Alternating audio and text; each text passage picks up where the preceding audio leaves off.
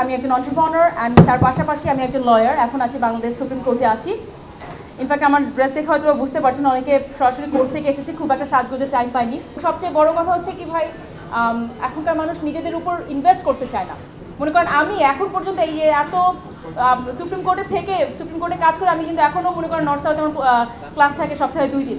আমি এমবিএ করি এবং আমার মনে হয় আমি যা লাইফে টাকা আর্ন করেছি অর্ধেক পড়াশোনা করতে করতে চলে গিয়েছে। ম্যাক্সিমাম মানুষ করতে চায় না, বাট আমরা চেষ্টা করবো অ্যাটলিস্ট কম করে হলেও মানুষকে সুযোগ করে দেওয়া। আমার ব্যবসা প্রতিষ্ঠানের জন্য কিছু যদি আমি মানুষকে যখন হায়ার করতে যাই তখন দেখা যায় যে চাকরি সবার দরকার, কিন্তু একটা অ্যাপ্লিকেশন লিখতে পারছে না, 2টা লাইন ভালো করে কথা বলতে পারছে না, স্পষ্ট করে কথা বলতে পারছে না। তখন আমার মনে হয় যে আমি এই মানুষটাকে কিসের জন্য রাখবো? আমার ব্যবসা প্রতিষ্ঠান কি আদৌ কোনো উপকৃত হবে এখান থেকে?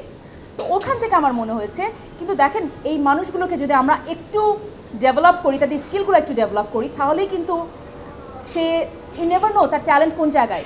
ইউ নেভার নো সে হয়তো বা বিল গেটস হতে পারবে বা আরও কোনো সায়েন্টিস্ট হতে পারবে বা বেটার কিছু হতে পারবে। বাট আমাদের একটা চিন্তা ধারণা আছে যে আমরা বিসিএস পর্যন্ত ওখানেই থেমে যাই।